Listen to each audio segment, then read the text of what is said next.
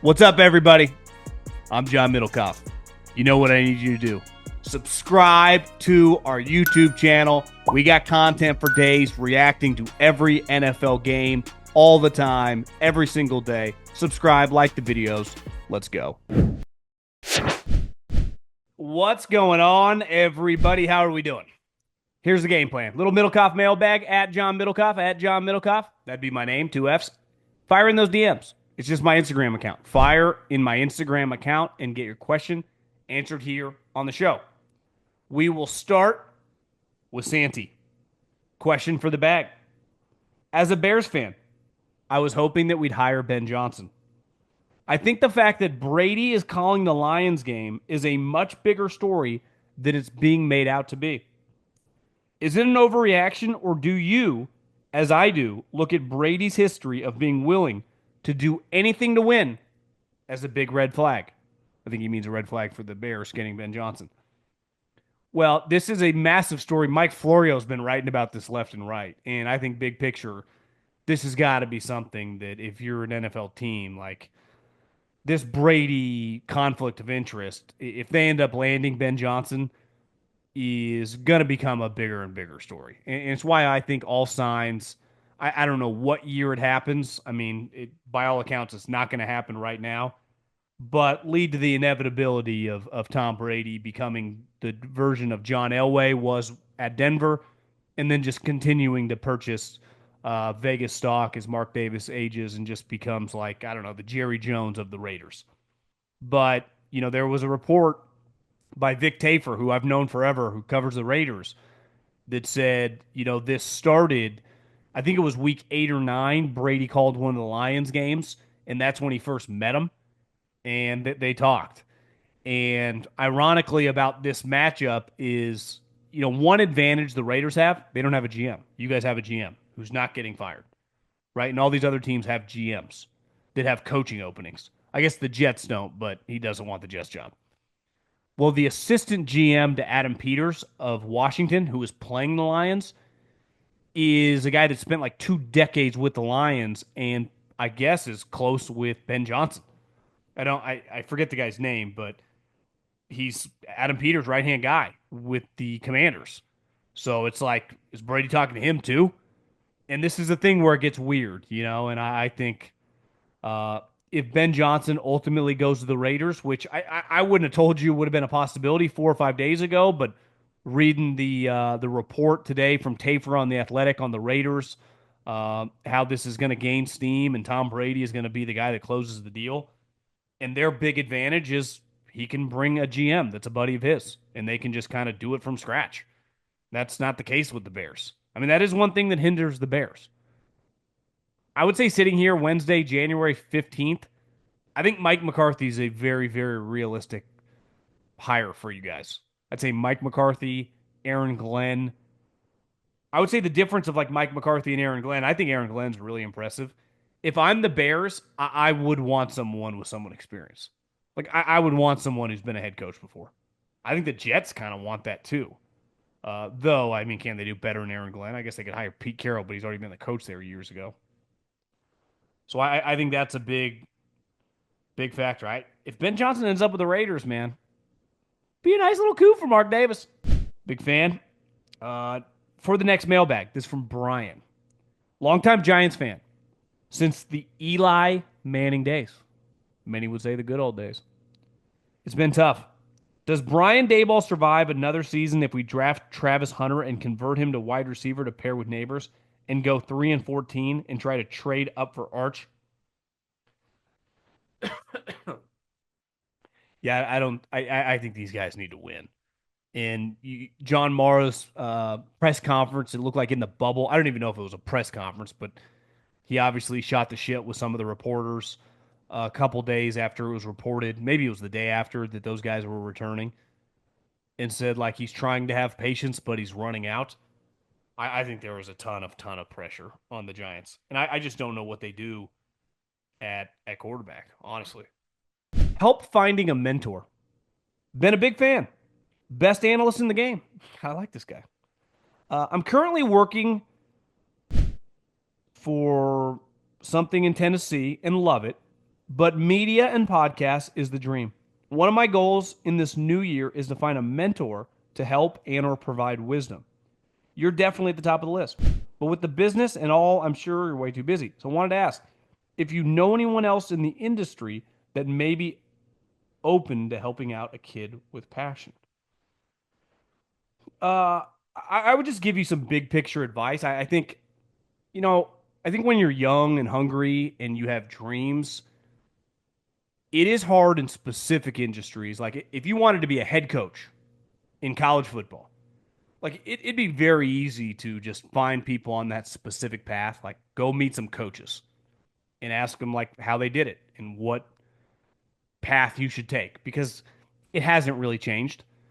But I would say like a mentor and advice in like this profession, there is not a direct path. And you could talk to 15 different people and they'd all give you a different route. I think the key is just the faster you get involved, if you want to work in the industry, get your foot in the door and then just figure it out from there. Obviously, once your foot's in the door and once you kind of figure out what you like, that is a way to attack. But like, I think a generality, like I want to get in the podcast business. Like, do you want to host a podcast? Do you want to run a podcast company? Do you want to produce a podcast? Do you like what do you specifically want to do? And you might not even know until you start doing it and kind of figure it out. So we had a saying at the Harvard of the West. I feel like that's not even the right thing to say anymore. Let's say Michigan of the West, Cal Poly. We learn by doing. And I think that's the quickest way of a fluid business like this media slash podcasting is there's so like it could be dramatically different in 3 years. Where coaching in football, I'm just using that as an example. Like there's going to be a head coach, there's going to be court, like it's not going to change. I got no clue where this is headed and I will just adapt and change on the fly. So, like, there's no human being I could go to for advice right now in what I'm doing, beside, like, I guess people that run big podcasts. But even they'd be the first to tell you, like, I bet you get Joe Rogan on the horn. Like, what do you think podcasts are going to look like in 5 years? I don't think he'd know the answer. He might have some ideas, but so I think the fastest thing you need to try to do, is either if you want to host, just start doing some stuff if you want to produce, like start reaching out to people and just try to get your foot in the door. But I think that's a huge key is just you got to start messing around and figure out what you like. Big fan from Australia. I love listening to you talk about football. As a Chargers fan, it's infuriating listening to people in the media talk about Herbert. The stuff that gets said exposes people that don't see Herbert elevate guys like Quinn Johnson and Will Dissly every week, only for them to completely shit the bed in the biggest spot. The one that pissed me off was listening to Nick Wright this week say Herbert was bad in the Raiders Week 18 game in 2021, when in reality he was automatic for the whole second half and had to overcome that genius, Brandon Staley. I wonder how many of these people on TV actually watch all the games, or they are just spewing garbage when it comes to smaller teams like the Chargers. Well, I can't speak to who's watching and who's not watching. I can't speak to when you have an opinion in this business, you want to be right. And when you lean a certain way in terms of, I think this guy's a good player, or I think this guy's a good, bad player, when you get moments that validate your take, you're going to double down on it. And if you say that, if you're one of those people, and a lot of people have done this, that Justin Herbert's really overrated, that when that moment happens in the playoff game, that is a fucking party for your take. I mean, that is, like when they ring the bell at the New York Stock Exchange, or that first makeout you have with a girlfriend. I mean, that is doesn't get any better than that. Honestly, makeouts understate a moment like that. If you're Justin Herbert, is like incredible sex. I mean, that is food to the soul, baby. So you get to come on podcast host, TV, whatever you do, and just annihilate him and say, see, I told you this guy sucks. He's got the physical gifts. He throws some touchdowns in games in October and November, but he's got two playoff games, and he shit the bed in the second half 3 years ago. Yeah, you had one of the worst head coaches we've ever seen, like a more articulate Jim Tom Sula, and then threw four interceptions or five interceptions or whatever the total turned out to be. Pick six and could have been multiple pick sixes. Honestly, was kind of shocked Stingley got tackled on the one. Felt like he was, I don't want to say he was lollygagging, but I think he thought he could make it. And then who was it? That was it J.K. Dobbins? Someone caught him. I didn't. At one moment I thought he was going to score, but that's the way the business works. I personally don't care. Like, if I thought, like, I think Herbert's good, I'm not going to change because he has one bad game. I think Brock Purdy's a good player, but I also have reservations of how much I got to pay the guy. I think a lot of people, that are in this business, uh, understand the game. I mean, it's part of the gig. But I'm with you. Like, I remember watching that game against the Raiders where the Raiders won. It's like I thought Herbert was pretty good in that game. I remember there being some big drops. That was a moment. It's like this guy is fucking awesome. Again, also, who are we comparing him to? Like, is he Patrick Mahomes? Of course not. Would you take him over Lamar Jackson or Josh Allen? No. He's good. Should the Steelers really consider signing Sam Darnold or at least taking a flyer on JJ McCarthy? They literally never make it to a top 10 draft pick. And second part, should the 49ers consider drafting Ashton Genty to be behind CMC and have a deadly duo like the Detroit Lions? Everybody was confused with the Lions when they drafted Gibbs, and now he's easily a top five back. Beside Najee Harris, every running back that was drafted in the first round these past 5 years has been awful. Uh, I don't think JJ McCarthy is going to be available. I think there's probably a 50-50 chance that they just let Sam Darnold walk. Who knows? Might be higher than that after those two games. I think the Steelers would be high on drugs if they didn't entertain signing Sam Darnold. Sam Darnold just threw 35 touchdowns and like made some huge plays in games. Now he struggled down the stretch, so I think that limits how much you could get him for. But can you get him for like Geno Smith money? Can you get him for Baker Mayfield money? I think you would have to entertain it. Now, I also think you should definitely question it and have long conversations about it. But what are your options? That's my question with the Steelers. What are their options? They're not re-signing Russell Wilson. No chance. They clearly don't like Justin Fields as a thrower.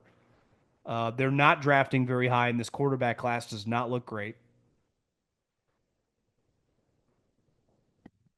You can't sign Kirk Cousins. He can't move, and playing him in the cold does not seem like a good idea. Uh, Aaron Rodgers, but what's that? I mean, the ultimate band aid that could be a disaster. Their options are pretty limited. And I would say on the 49ers, 100% they cannot draft Ashton Genty. One, Kyle Shanahan gets running backs injured. By the time week 18, they were on like their seventh running back of the season. Mason hurt. Isaac Guerrero hurt. McCaffrey hurt. Now, was that Kyle's fault? Maybe not directly, but indirectly. Kyle Shanahan wouldn't take him out of games last year. Every running back Kyle Shanahan's ever had, they always get injured. Always. He runs them into the ground. So I would draft an offensive or defensive lineman high. And with my second round pick, I would draft an offensive defensive lineman. My first two picks, 11 and pick 43, I'm taking an O lineman, I'm taking a D lineman. Or I'm taking a D lineman, then I'm taking an O lineman. I'm not taking a running back. 49ers should not take a running back. Honestly, the only skill position I would take would be a tight end and Tyler Warren. That'd be the only one I would entertain. I completely agreed with your analysis on the pedestrian, drunk Madden play calling from the Vikings. Didn't help Darnold out at all. My question, what 49ers free agents outside of Purdy and Greenlaw are the most important for them to bring back? Well, it's funny. We talk about Brock Purdy's contract. He is not a free agent. Brock Purdy has another year under contract, and obviously at his position, if worst case, he would get franchised. So there is zero free agency in sight for Brock Purdy. Dre Greenlaw's complicated because he tore his Achilles and he tried to come back, and back-to-back games he got injured. So I would bring him back, but it's the shitty part about the NFL. Sometimes your body goes and it just never comes back. Tyler Noah Hufunga, the USC kind of hybrid linebacker safety. He plays safety for the Niners, but I think coming out, people thought he was a linebacker, so why he fell. It's those three guys. But again, it's not three because Purdy's not a free agent. I'm not sure where all the doom and gloom surrounding Jordan Love has come from. I get it. He was atrocious against the Eagles, but Favre and Rodgers both had some terrible playoff games. Is it fair to say some Packer fans need to pump the brakes on the hate? Despite the injuries and the quote unquote, bad play, Love still had the fifth highest QBR in the league 2 years in a row, making the playoffs with the youngest team in the NFL. Not sure why Packer fans have turned on the guy. Well, I mean, Favre earned equity really, really fast. It was clear he was awesome. You guys went to the Super Bowl, won it. He was winning MVPs. I think Aaron Rodgers proved really fast he was awesome. I mean, the moment he kind of began starting, he was kind of good, and then really quick won a Super Bowl. I think people were so high on him, and everyone gave him the benefit of the doubt. And then when he got injured, and it was just all over the map. But I hear you. To me, the number one key for Jordan Love in 2025 is just be healthy. Like, look at Jared Goff, which is healthy all season, played well. Sam Darnold, healthy all season, played well. You know, when you get banged up, it can kind of derail you. And he got injured week one, and honestly, the whole season got off kilter. I think anytime you lose in the playoffs and expectations were high, people get emotional. Sports. You guys are the Packers. I get it. It doesn't necessarily matter because it's not like he's going anywhere.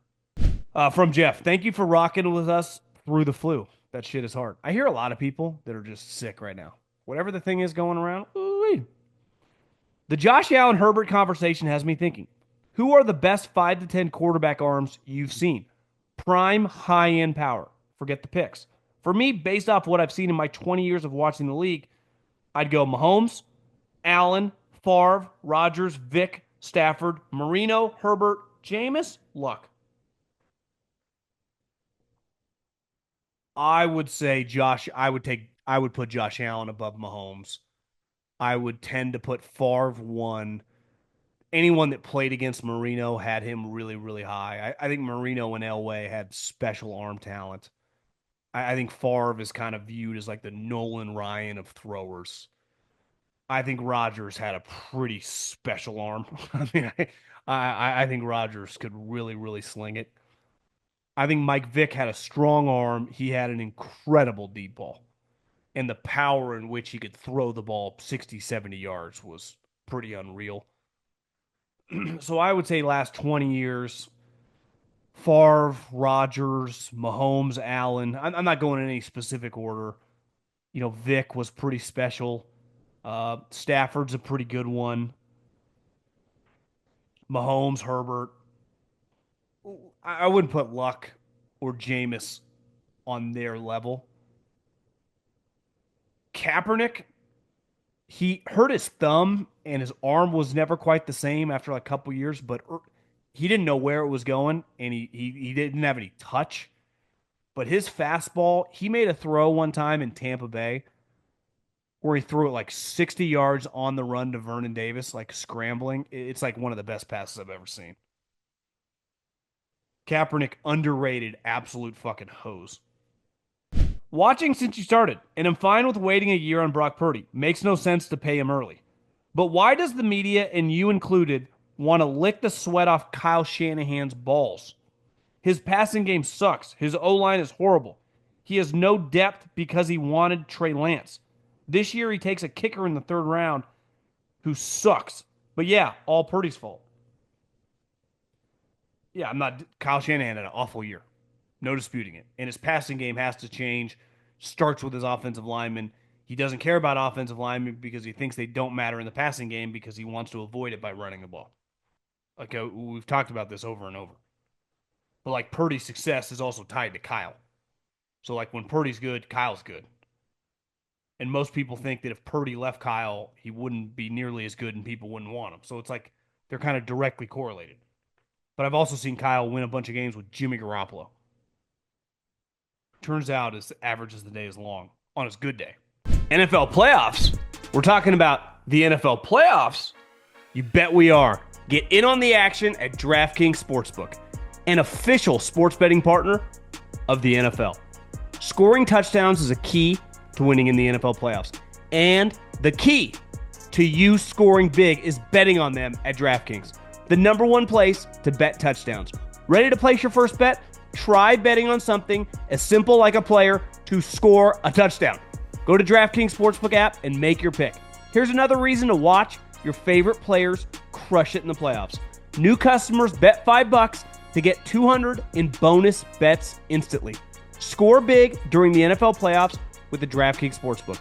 Download the DraftKings Sportsbook app. Use the code JOHN, J-O-H-N. That's code JOHN for new customers to get $200 in bonus bets instantly when you bet just $5. Only on DraftKings Sportsbook. The crown is yours. Question on Kellen Moore. A few reporters seem to have him pegged as the future head coach. Everything I've seen, he seems to run the most average offenses wherever he goes. Cowboys weren't great with him. Chargers were terrible. And Philly has decided to ignore the receiving room. As good as Barkley is, seems to be overworked. Well, I think that's more of a reflection. If you want to crush him on the Herbert situation, Herbert in the offense was not good. I don't see A.J. Brown blaming Kellen Moore. I see A.J. Brown reading that novel so he doesn't throw a football at Jalen's face. Like, Jalen's not an easy guy to coach. He's just not. Why? Because he's not a great pocket passer. So your passing game, it's difficult to run. They have a great offensive line and an elite running back and a running quarterback. So I think he's done a good job in Philly. Quarterback is not easy to deal with. The Cowboy thing, they got better with Mike and the Charger thing. But to me, Philly, he's done a good job. I think a huge thing with Kellen is like Jerry likes him. Jerry thought he was his guy. And I think if you were a betting man, the safest pick would be Kellen Moore as the next head coach of the Cowboys. I have a mailbag question for you. I keep hearing the media talk about Fields and Russ in the same context. Like the Steelers don't have a viable quarterback. But why not run it back with Fields next year? He watched Russ manage the offense for the majority of the year. And he obviously has way more potential and upside if he improves. I don't see any point in thinking they will draft a quarterback in this year's draft. If Fields is bad, great. They will have a better shot at drafting the guy next year. But if he's good, they can save time instead of messing around. Kent, I hear you.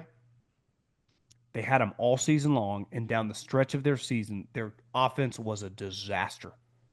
And Russell, for the most part, I feel like the last month of the season, probably less than 20 passes was not good.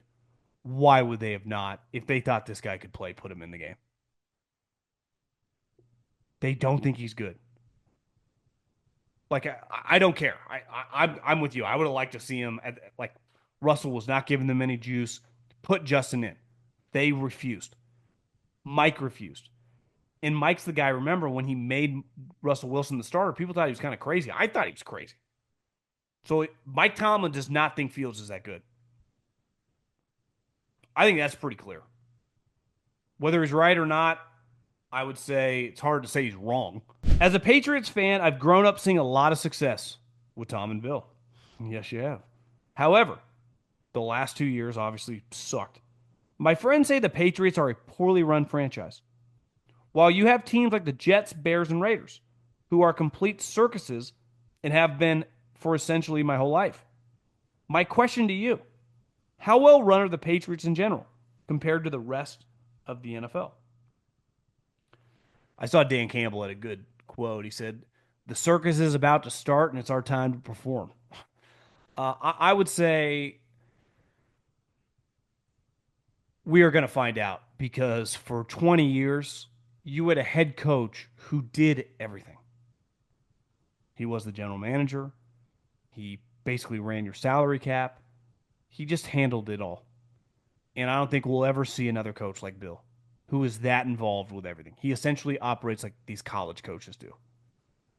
And you saw this year, clearly everything fell apart. Gerard was over his head, but I think the Patriots weren't as equipped to handle, like, Bill could do it all, right? He could help out any coach. He could help out any position.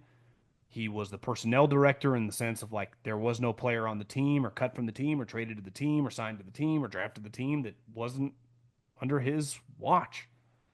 And I think once you start splitting those things up, it's like then Jonathan Kraft tries to get involved. Now you get a real coach. We'll see. I don't know because like what did Robert Kraft really do? He gets credit for hiring Bill, but then he hired a guy who could do everything, and then they drafted the greatest quarterback of all time. So basically, Tom and Bill could handle it all. I guess it's a long-winded way of saying I don't really know. I would assume that you guys are going to be well run moving forward, but what if your owners are just kooky? And Bill had so much juice because he won the three Super Bowls so fast he didn't have to listen to any of them. What if they're like all? What if they got a bunch of opinions from Vrabel and Vrabel hates it? I would guess that's not going to happen, but who knows? Question for the pod: do you think that with all the focus on how bad Darnold was in the game, people glossed over how good Stafford was? I hear some media people trying to act like he's not that great, and I just don't know how you can have that opinion. I know he slowed down after they got up, but early in the game, he looked awesome.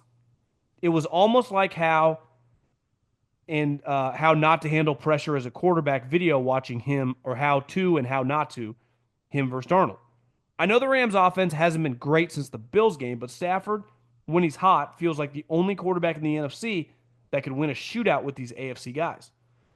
To me, I love Stafford in the dome. Big game, McVay, Stafford, dome. It's going to be pretty interesting this week. I haven't checked the weather in Philly, but I would imagine it's not going to be warm. Little different. If he could win this game and get back to the dome against the Lions, and then you get a dome in the Super Bowl, you would like his chances. I would say Stafford is the one guy that, if he's on, can just have a game where he's every bit as good as like Mahomes. He obviously doesn't run like Lamar or Josh, but just who can just dominate like an elite player. Happens fewer now than it did a couple years ago because he's older and a little more banged up. But and again, like he was just in complete control of that game. I mean, he's an all-time great talent. He's an all-time great talent who didn't really get the chance to maximize his career till his mid-30s. And now, I mean, who knows? Like it's hard for him to just string together good games, uh, just because he's 30. What is he, 36 years old? I mean, the crazy thing about Stafford, I'm pretty sure he came into the league at like 20. Stafford is shit. I mean, he's close to my age. He will be. I mean, he'll be 37 here in less than a month. But yeah, still a dude. In fairness to Stafford, like there aren't any questions to be answered. I think part of the reason Sam Darnold takes up all the oxygen is like Stafford's already won a Super Bowl. He's already been to how many Pro Bowls? Stafford's only a two-time Pro Bowler. It seems a little crazy. But we all view him as like one of the best players or one of the better players of his generation. Made all the money, won playoff games. I just don't think he has anything left to prove. That game was all about Sam Darnold. It's just whether you're in the media, whether you're talking with your buddies, like that's whether you do a podcast, whatever. Like that was the story of the game. And I think it's fair. Would you trade the number 3 overall pick for JJ McCarthy, considering the lack of top end quarterback talent this year? No, I would not. Assuming quarterbacks go 1 and 2, I'd rather have Travis Hunter. This notion that JJ McCarthy, and he might be, Harbaugh loved him, but it's just going to be some top 10 quarterback. I mean, we got a lot of unknown. Never had to pass that much in college. Carried by a defense and a run game. Obviously has ability, but we have no clue. He never had to do it in college. We have no clue if he can do it in the NFL. Poor his knee, had to have another knee surgery, lost a bunch of weight. If he is the starter next year, there is going to be. It would have been easier if he was healthy just for him to start this year because the expectations were low. Next year, if he becomes the starter and they let Darnold walk, it's like, hey, man, better lead us to the playoffs. Anything less than the playoffs for the Vikings would be a massive, massive failure. You don't need to win 13 games, 14 games, but like, can we win 10 games and be the 7th seed? That would be minimum, or it would be a problem. So the pressure on the guys, on the kid, is going to be massive. Over the last 2 years, I've seen David Shaw's name come up in head coaching interviews these past 2 cycles. Given your ties to the Bay Area, curious your opinion of him as not only a head coaching candidate, but maybe as an OC in the future. I had whenever I would talk with him, he was always really cool to me. I liked the guy a lot. I think toward the end of Stanford, the last couple years, it was really, really ugly, and specifically offensively. And it just felt like a guy that was lost. And I think sometimes in coaching, he 100% could have been an NFL coach. I don't know, less than 10 years ago. Let me pull up his wiki. He had a stretch at Stanford where they were so good after Harbaugh. So basically, he takes over for Jim in 2011 and goes 11 and 2, 12 and 2, 11 and 3, 8 and 5, 12 and 2. So that 12 and 2 season when they win the Rose Bowl, pretty sure that's Christian McCaffrey's year in 2015 where they destroy Iowa. He probably should have jumped at the chance because then after 17 and 18 we're still good, 9 and 5, 9 and 4. His last 5 years or 4 years at Stanford were rough. 4 and 8, 20 doesn't even count. 3 and 9, 3 and 9. I mean, they finished in basically dead last in the Pac-12 in 2022. And then he doesn't coach in 23 or 24, and now he just kind of helps out the Broncos. So his star diminished, and then he's just kind of been out of the loop. I think you'd be hard pressed to hire him to be your offensive coordinator. I think some Stanford fans would say, I mean, which I appreciate, and there are elements of this level of football or this type of football that I love at the highest levels. Very old school offensive game plans. I mean, you think Harbaugh runs an old school offense. I think David Shaw is even more old school than that. And I think his last year at Stanford, I forget the name of the guy, but he hired a an offensive coordinator, I think from Wake Forest, and they tried to like implement the spread. I just think he was lost, and it really backfired. So I think he's really smart. He's just a high level cat. Uh, but I'd be hard pressed. I don't think he's going to get a head coaching job. And as an OC, like I think the game has changed a lot. Like in his heyday, 10 years ago when Stanford was kicking everyone's ass, it was essentially post Andrew Luck, the run game and defense. And the difference of him and Harbaugh is Harbaugh never really stopped winning. Harbaugh didn't have back to back 3 and 9 seasons. Like you do that and you're old school, it can just fall apart. But in an interview setting, I mean, he's fucking smart. Like you talk to him. I've always said this about Stanford guys, and I always said this like when I was scouting at Stanford. And listen, I grew up and went to some camps as a kid. Like went to a basketball camp, and I went to a golf camp at Stanford when I was like 10, 11 years old. Even though my dad was a big Cal guy because that's where his dad, taught growing up. Stanford is a badass place, and it's got to have the most unique ability to find like the elite athletes at all the sports. I mean, football and basketball are down right now, but when they're rolling, that are just really, really high level dudes. I mean, I just remember walking around the campus. You just feel the intellectual energy. But like at the time when I was scouting, I mean, they were dominating. They were like going to the Rose Bowl and producing NFL guy after NFL guy. Then you go to the cafeteria and it'd be like Michael Phelps Jr. and like the star soccer player and like the next Tiger Woods. Like this place is sweet. With like, oh yeah, that guy he runs a $300 million company and that's the head of this company in Silicon Valley. He's coming to meet with some dude here. It's a powerful place. Stanford is cool as shit. If you love golf, they got their own golf course. All their facilities, they're better now than they were then, but back in the day, the Super Bowl in the Bay Area used to be hosted there. I think the 49ers in the 80s won a Super Bowl at Stanford Stadium. Purdy contract discourse is really frustrating to me. Not because, quote unquote, does he deserve it? He's getting paid, so that point is moot. The most frustrating part of the discussion to me has been the complete lack of nuance in the narrative surrounding the quarterback contracts. The media perpetuates the idea that all those quote unquote $50 million quarterback contracts are the same. Jalen and Dak are both $50 million quarterbacks, but Hurts' cap hit is $21 million and Dak's is 89.9. The 49ers are carrying over 50 million in cap space for 25, most in the National Football League. Most projections have Purdy's cap hit at around or under $15 million. So, in the first year of the extension, putting him beneath Baker Mayfield and Geno Smith at 18. So, the idea that they extend him with a market rate contract. See, my conversation, I hear what you're saying. And the 49ers could give him $100 million or $800 million or $500 million. I don't give a shit how much any of these guys make. I celebrate guys getting cash in every walk of life. This is a pro celebration of success in any industry you're in. But in football, how you build the team matters. And initially, I hear what you're saying. Right now, Purdy's contract is the best benefit in the NFL because it's like a $1 million cap. So even if he gets an extension, it goes to $15 million. True.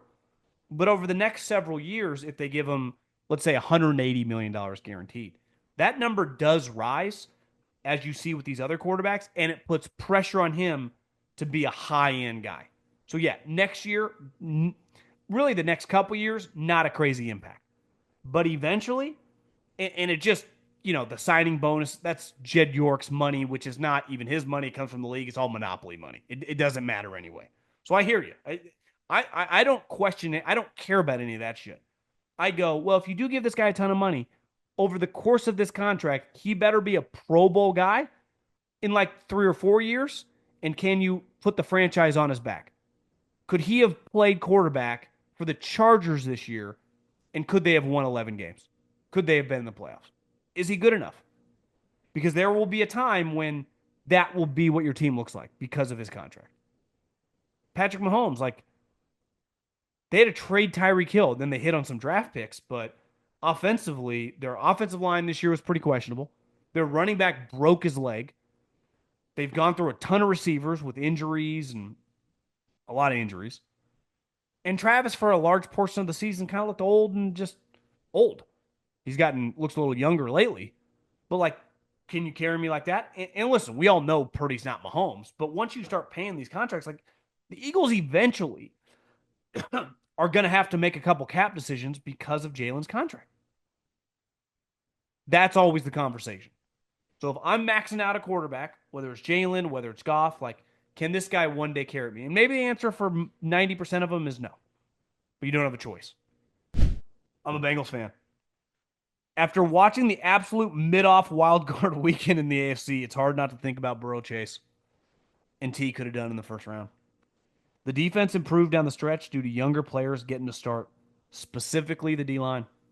Do you think the Bengals could have threatened the Ravens, Bills, and Texans? The pure meltdown of the Steelers, Chargers, and Broncos was embarrassing. I don't think they would have beat the Ravens. I think the Ravens in Baltimore beating Cincinnati. Even though I know you guys had some great games this year, I'm taking Baltimore in that spot. They 100% could have beaten Houston, in a coin flip game. And who was the other team? Buffalo. More likely to beat Buffalo because we're going to find out how good their defense is this year. I still think Buffalo probably beat you. I think the one team you could have beat is Houston. The problem is you weren't going to be the 5 seed. I think part of your problem is this is a big off season. Do they sign or make any big trades? Who's their defensive coordinator? Like, I hear what you're saying, but you guys kind of put yourself in that position. Just like the Steelers. Like, do you know the reason they were the wild card and didn't win the division is because like they blew the Cleveland game and they let Dak Prescott drive down the field and have a walk-off touchdown. Was that Sunday or Monday Night Football? Was that Thursday Night Football? I forget. But you win one of those games, like you win the division. You host the game. Now, I think Baltimore goes into Pittsburgh and wins, but still. Steeler fan. How come literally no one is talking about this is Sam Darnold of Pittsburgh? I know it's a bit doom and gloom at the moment, but we had Darnold, Pickens, Warren, and Najee, and brought in Ben Johnson at a discount version of the current Lions. Uh, Najee Harris not going to be on the team next year. And I mean, we talked about Sam earlier to Pittsburgh. I definitely think it will be on the table. One major question mark you guys have is your star wide receiver. is not a star, but he kind of carries himself like that, thinks he is, and it's very, very hard to win in a scenario where your wide receiver just is a massive diva, but he doesn't produce. I can live with Antonio Brown or Terrell Owens if they're getting me 110 catches and 12 touchdowns. I just can't live with the way Pickens played down the stretch. He's not a reliable player. And listen, you drafted Najee Harris in the first round. He's just not good enough. And I thought this year he ran hard, but we know what good running backs and average running backs look like, and he's pretty average. So I think you guys are not even remotely close to the Lions. First time writing you from Toledo, Ohio. Let's say the Lions lost to the Vikings and got the 5 seed instead of the 1. Do you believe the Lions would have gone on to beat the Rams? Or would they have gotten a similar ass kicking? Keep up the good work. Uh, I don't know if they would have been a lock to beat the Rams, but their offense would not have looked like Sam Darnold in that. Because one advantage, the Lions' offensive line is elite. Like it is a high-end offensive line. The Minnesota Vikings is not. Their best player tore his ACL earlier in the season. They lost O'Neal in that game. They were just a turnstile. Well, when you have a good offensive line, you can neutralize the pass rush. Like Penei Sewell's not getting run over by Jared Verse every play. So I think the Lions would beat the Rams. Though I definitely would give the Rams a shot. But I don't, part of it, Darnold holding on to the ball. Jared Goff doesn't hold on to the ball like that. It's not the Lions don't play like that. It would have looked a lot different, even if the Rams won. My Raider fan here. This is Dion, not Deion Sanders. Question for the mailbag. As a Raider fan, I felt like we were in hell with an average quarterback and Carr, and I actually think Gruden got the best out of him.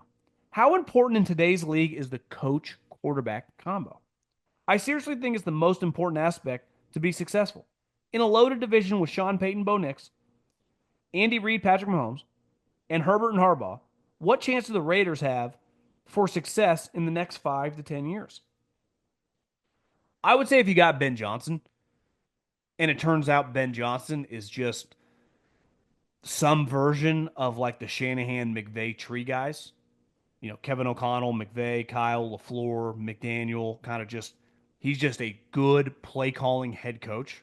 And we can debate all these guys, right?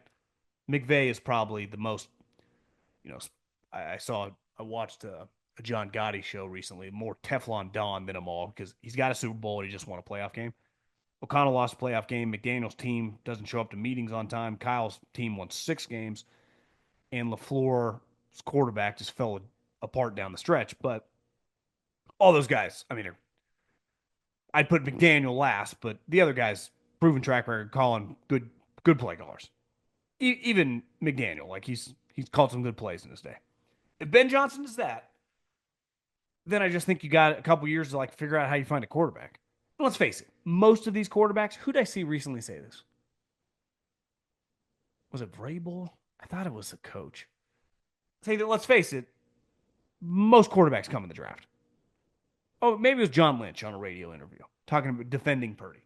Like the only way to get these guys is a draft pick. Look at all the top quarterbacks in the NFL. In no particular order. Mahomes drafted, Allen drafted, Lamar drafted, Burrow drafted, Herbert drafted, um, Stafford and Goff, kind of unique situations, right? They were traded for each other. Stafford spent, whatever, a long time with Detroit. Same with Goff. Hurts drafted. Just look at the quarterbacks. CJ Stroud drafted. Jaden Daniels drafted. Most of these guys, you're just going to have to draft. Colts were good forever with Manning, drafted. Rodgers, Packers, drafted. So how do the Raiders draft a quarterback? You guys have drafted one decent quarterback. Feels like in my life. Because I wasn't alive for Ken Stabler. But Rich Gannon, for the little Gruden run in the late 90s, early 2000s, was a free agent signing. And then for the next 2 decades, minus Carr, you did not draft a quarterback. So it's like, can Ben Johnson draft a quarterback? I don't know. And there's an element of luck to it. Also, in a weird way, typically you have to suck or at least be relatively high in the draft to have a shot, right? Like how the Ravens get Flacco or the Steelers got Ben Roethlisberger. So even if you're not drafting number one, like you still probably got to hit a pick top 15. Or you can just hope and pray that you find like a Russell Wilson in the third round, Dak Prescott in the fourth round. I mean, Purdy's the all time outlier. Just find a starting quarterback in the seventh round. It's mainly first round picks. He's got to draft a guy in the first round. Even Derek was pick 36 or something. Like he was really, really high in the he was Khalil's draft. So Khalil was the fifth overall pick, and Derek was your second round pick. 36 to 37, something like that. Yeah, I mean it's your future. If you hire Ben Johnson, at least you got a shot. He might suck, but if you hire Ben Johnson, that's impressive. Like that was, damn, the Raiders landed Ben Johnson, the guy that everyone wants. That's a great start. So I would just start there and then just see what transpires from there. That's I would just take a breath, see what transpires. Uh, who's the Lions' backup quarterback? Isn't he Lions backup quarterback? Teddy Bridgewater's the third string. I feel like there's another Jake Fromm. I feel like your backup was the guy that tore his ACL. Hendon Hooker. Maybe could you trade for Hendon Hooker? Maybe Ben Johnson likes him. A little older than I thought. I mean, he was the offensive SEC player of the year in 22. He I'm trying to give you a little hope. Threw 27 touchdowns and two picks to Tennessee in 2022. Maybe Ben Johnson just likes him and just like, hey, trade you like a fourth round pick for him and just see what he's got. I don't know if the Lions would even trade him, but they drafted him in what round? In the third and 23. So he has 2 years left on his rookie contract. Maybe just do that. Maybe just trade like a fourth round pick for Hendon Hooker and just get a quarterback that you know like knows his system and you feel comfortable with. That's what I would do if I hired Ben Johnson, assuming Ben Johnson likes the guy a lot. He's played a little bit this year in blowouts. I think he's healthy right now. I don't know why you guys got Teddy Bridgewater on the team. Maybe Dan Gamble and those guys just like him. Hendon Hooker, next quarterback of the Raiders. Adios. Have a great day. We will talk soon.